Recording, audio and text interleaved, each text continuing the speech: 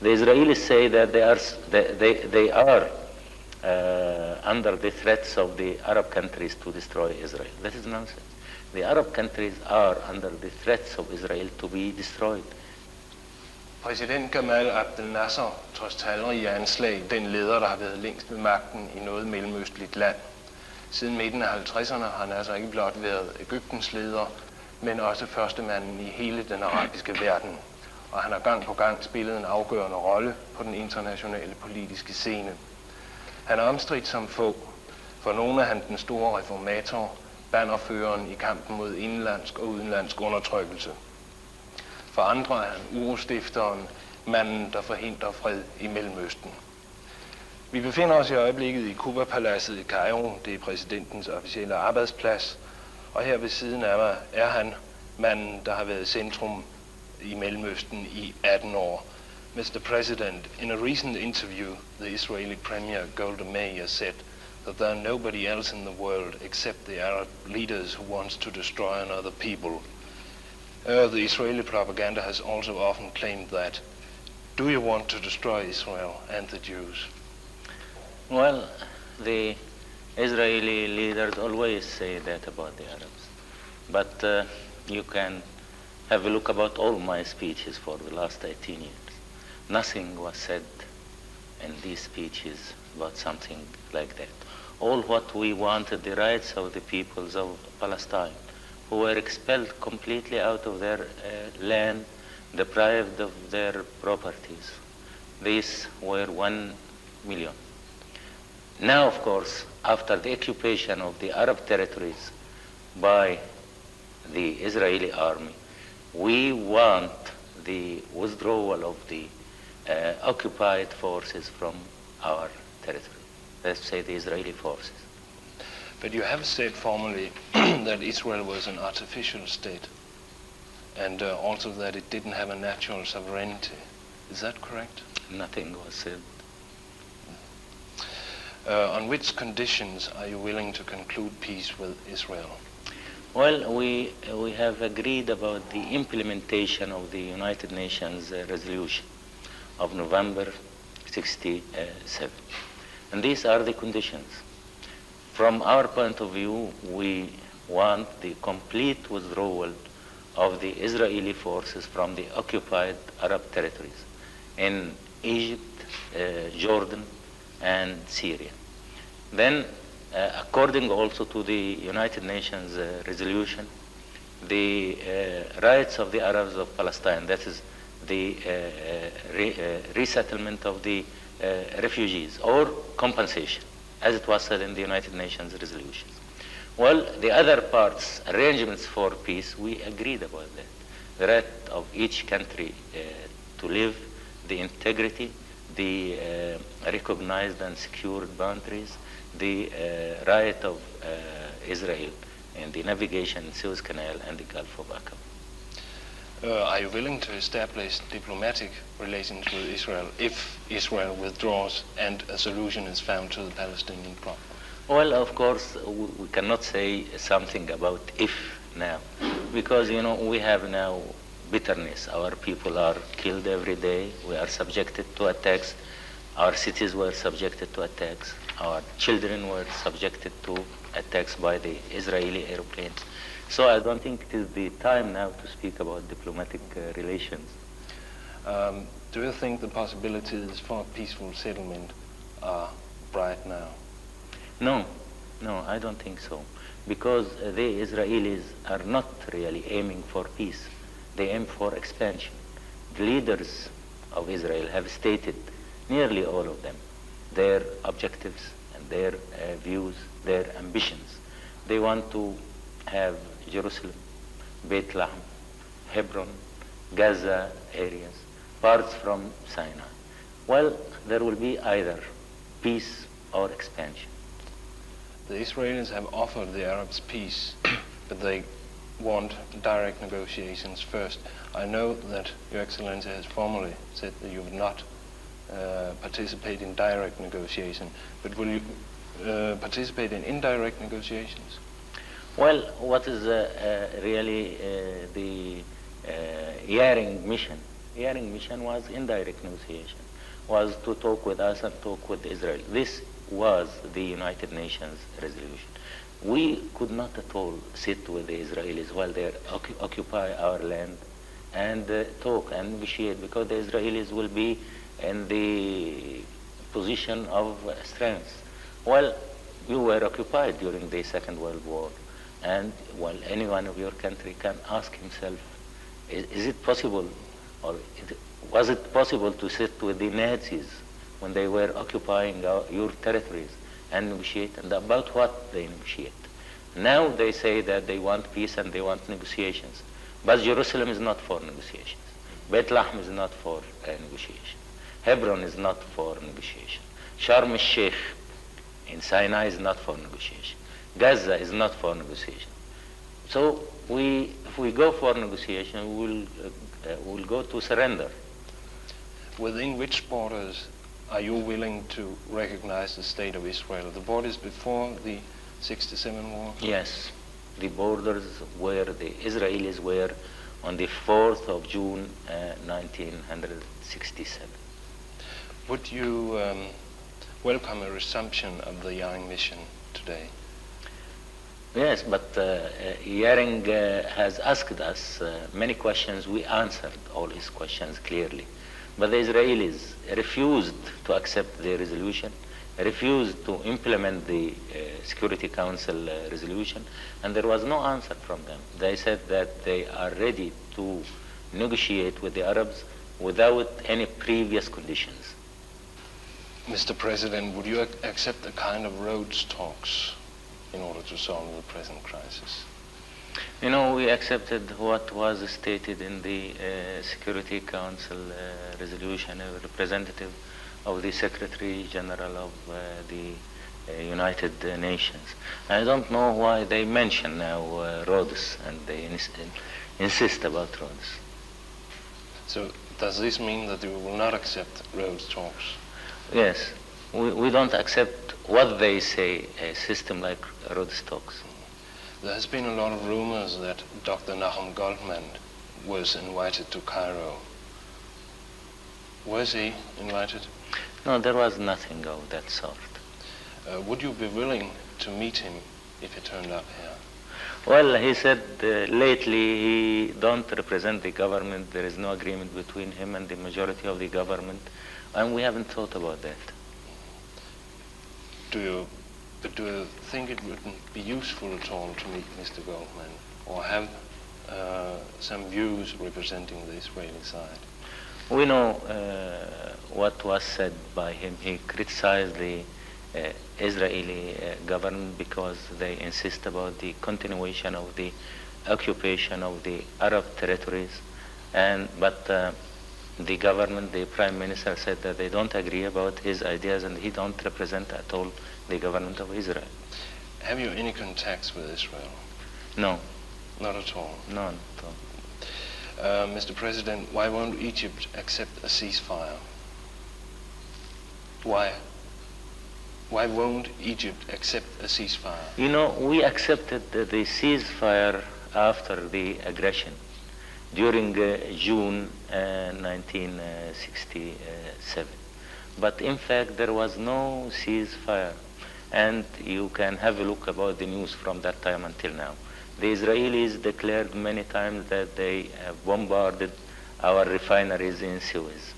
And if you go to this area now, Suez, Ismailia, the Suez Canal area, all the two big cities were destroyed by the Israeli air raids or bombardments. We were compelled to immigrate 500,000 people from this area in order to protect them from the Israeli hostile activities. So in fact, there was no ceasefire from the side of Israel. Last year, we said we will answer and let it be a war of attrition. Everybody forgot what was going on for more than 2 years, and they said that we don't accept ceasefire. But would you accept a ceasefire if you could get an Israeli pledge that they would leave the occupied territories, and then a package deal could be worked out on the basis of the Security Council resolution? You know, there were two Security Council resolutions. The first one was about ceasefire. The second one was about peace arrangements, including the withdrawal of the Israeli occupying troops. So why we accept the ceasefire alone and the Israelis don't accept the withdrawal? If they accept the withdrawal and arrangements for peace, as it was stated in the November Security Council resolution, well, there will be no need for fire. So there will be ceasefire. May I conclude from what we have talked about until now that you don't expect peace but foresees another war? Well, we want peace, really, and we accepted the United Nations Security Council resolution. Really, the Israelis don't want peace. They want expansion. They refuse to accept the United Nations Security Council resolution. They refuse to answer the questions of hearing about the implementation of the resolution. So, but this means by nearly certainty that a war will come. Well, I think it is our right to liberate the occupied territories. It is not only our right, it is also our duty, as it was your right and your duty during the Second World War, when your country was occupied. When do you think Egypt will be strong enough to have a full-scale war in order to liberate the occupied territories? Well, really, it is not a question of time, really. It is a question of preparation and ability, and I don't think now one could fix a date. What do you think was the purpose of the Israeli bombing raids deep into Egypt? Well, as it was said by the leaders and the writers and newspapermen in Israel, well, they were willing to force a settlement. Force a settlement means that we accept their conditions. And they thought that by air raids deep in our country, the people here will be raised against their government. But what happened was the contrary. You know, here we are an old country. Our people have 7,000 years behind them of experience and history. And the result here was more consolidation internally. Do you think they on purpose bomb civilian targets? I'm thinking of Abu Tabal and Bakr. Yes, of course. And I think this was as experiments. You know, they begin to raid the civilian targets and see what will happen all over the world, what will be the reaction. If it goes on easy, well, they could continue. Why didn't Egypt retaliate? I think you, Mr. President, have formally said that if the Israelis bombed civilian targets in Egypt, Egypt would retaliate. Well, you know, if we retaliate, we have to be sure that we'll be able to continue in the retaliation. Because if we don't continue, this will be another defeat. But does this mean that you will not retaliate the next time they bomb a civilian target if it comes? Well, I don't think that it will be easy to raid civilian targets again. But I think if there is a case like that, we have to study it case by case. Now there have been a stop in the bombings over the Nile Delta for some time. Do you think they have fully stopped? Well, you know, it is impossible to say something like that because whatever the air defense is strong, any aeroplane would be able to enter deep in the country. So we don't think about stopping their raids. But now that the Israelis don't bomb the Nile Valley anymore, do you think this has something to do with the increase of the Russian help to Egypt? Well, you know, the Soviet help to us was going on continuously in order to face the Israeli threats. And we were trying to strengthen our armed forces in order to face the hostile activities of the Israelis. Well, today I can say that we are stronger than 2 months ago, than 6 months ago. Are there Russian pilots in Egypt? Well, you know, we have Russian advisors. This began by the beginning of 68. Pilots for all arms, including the Air Force. How many Russian advisors are there in Egypt now? Well, I could not tell you the number. It is not a military secret. Anybody can have a deduction about that. But it is not a big number as they publish in the American newspapers. Has the number increased during the latest 2 months? You know, we were always receiving new advisors for new equipment. This new equipment, is that the SAM-3 missiles? Well, I cannot tell you about that because if I tell you, I will be telling the Israelis too. Have the Russian pilots been training together with Egyptian pilots in the air? Well, you know, we have Russian pilots to train our pilots. So, yes, I'm asking because the Israelis say they have picked up the voices of Russian pilots. these voices of the Russian pilots are not new here. These voices were going on now for the 3rd year. Will you ask for MiG-23s or have you asked for these planes? No, we haven't asked for the MiG-23s. Will you do it if the Israelis attack the new missile sites? I think it will be difficult for them to attack the new sites. You have formally said that Egypt are in need of pilots. When do you think that Egypt can match Israel in pilots? Well, this is a very complicated question because the Israelis have 3 pilots for each airplane. So by that they could be able to use the airplane 3 times at 3 airplanes because of the pilots. We could not match them in that at all. That's why they have air supremacy all over the Middle East, because they attack by their airplanes Lebanon, Syria, Jordan, and Egypt in one time. Mr. President, who operates the new SAM-3 missiles? Egyptian soldiers or Russian soldiers? We haven't said anything about the new SAM-3 missiles. But are the Russian soldiers at the new missiles, let's not call them SAM-3, but then at the new missile? Well, you know, we have Russian technicians, Russian advisors. That's what we have here, according to an agreement with the Soviet Union, as I told you, which took place 2 years ago. You said to Eric Rouleau of Le Monde recently that Egypt is becoming more and more dependent on the Soviet Union. How much influence has the Russians in Cairo today?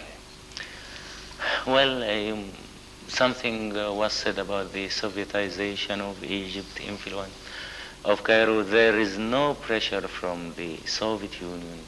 There was no pressure at all. The pressure was always from us against the Soviet Union in order to supply us with new arms. And when we say that we are dependent on the Soviet Union because they were the only country which agreed to give us arms to face the Israeli aggression and to defend our country.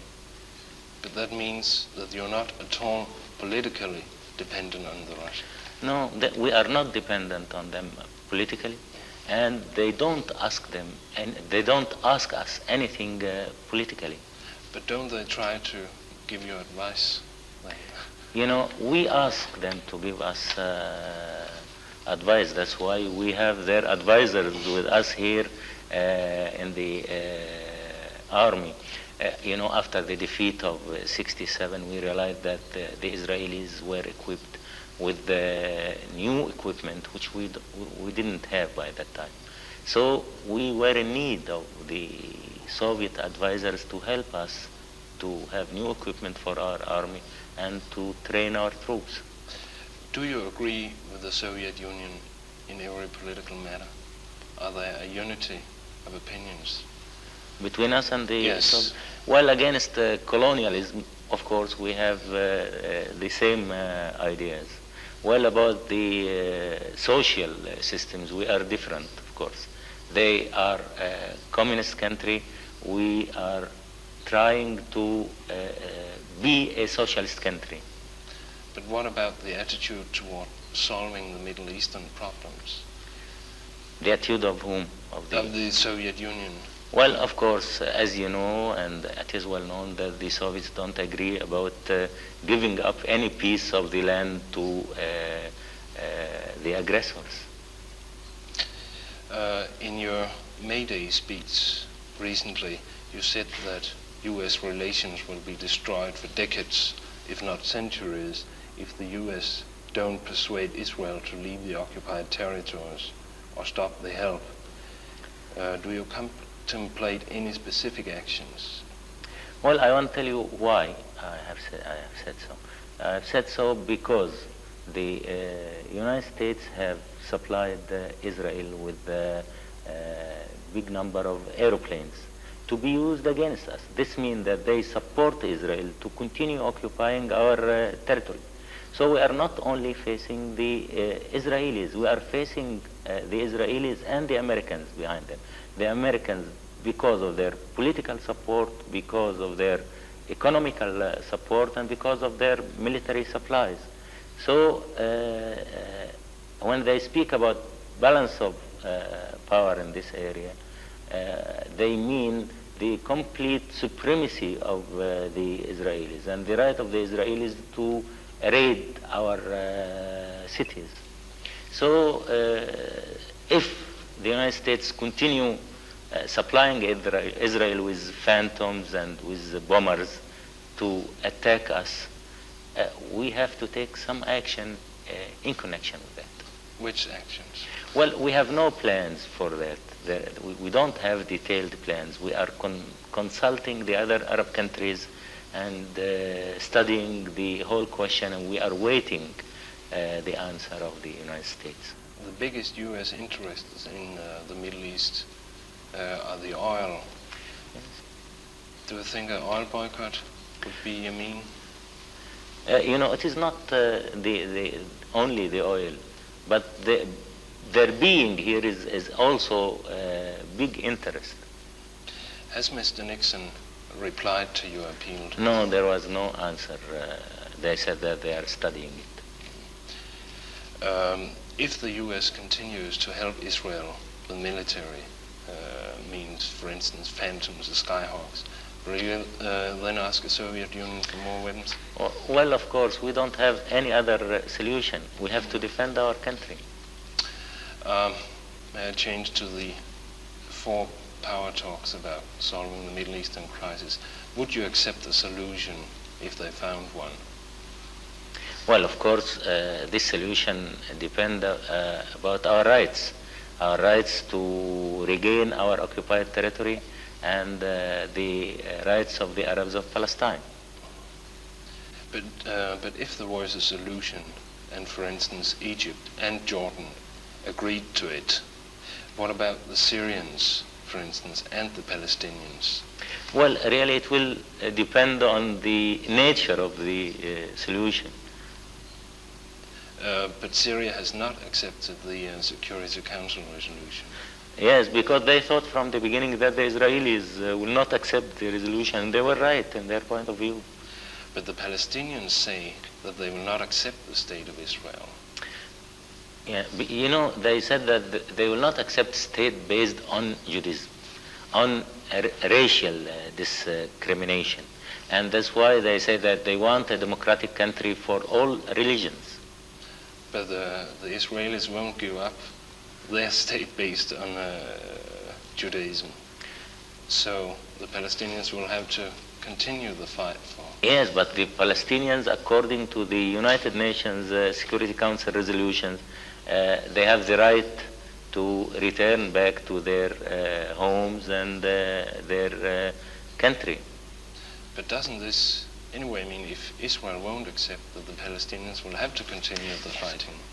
What will be the other alternative for the Palestinians? No, I understand this, but then there won't be peace, even if Jordan and Egypt accept it. Yes, but when we speak about peace, we must know the real interpretation of peace. Why this problem continued on for 22 years? On 48, the Israelis occupied parts of the Arab part of Palestine and refused, after the armistice, to take back the refugees. That's why the problem continued. If there is a solution about the Palestinian rights, if there is a resolution about the refugee problem, there will be no problem after that, and by that there will be peace. Do you favor the erection of a Palestinian state? Well, we haven't thought about that because part of Palestine was a part of Jordan, and I think it is up to Palestinians to decide that, and to the King of Jordan, not to me. May I at last ask you a personal question? You have now been in power for nearly 18 years, and you have said after the 67 war that the revolution is not the monopoly of one generation. When do you intend to leave office in order to lead young people? Well, you know, I promised after the aggression on 67 that I will continue as a president until the complete withdrawal of the Israeli forces from the Arab territory. After that, there will be new elections. But I don't have detailed plans for that time. No. But when do you think that you will be able to compel the Israelis to withdraw? Well, you asked me this question before. I could not give you really a detailed answer about that. But what is your estimation of the situation? Will the summer be hot? Well, you know, the newspapers and the newspapermen always speak about hot summer, hot spring. I don't think we have to think about it like that. No, but I think that there was a statement from the Egyptian government recently that they have now taken the military initiative along the canal. You know, because the initiative was always in the hands of Israel. Now it is sometimes in our hands. During the last few weeks it was in our hands. We can take offensive actions, but the Israelis also have the initiative. Today they attacked Lebanon. What's the difference between Lebanon and Egypt? There is no difference. Arab people are killed there and Arab people are killed here. Do you see any solution to the tragical situation? Well, the only solution is the implementation of the United Nations resolution of November 1967. The withdrawal of the Israeli forces, the solving the problem of the refugees, the rights of the Arabs of Palestine, and then the other arrangements for peace.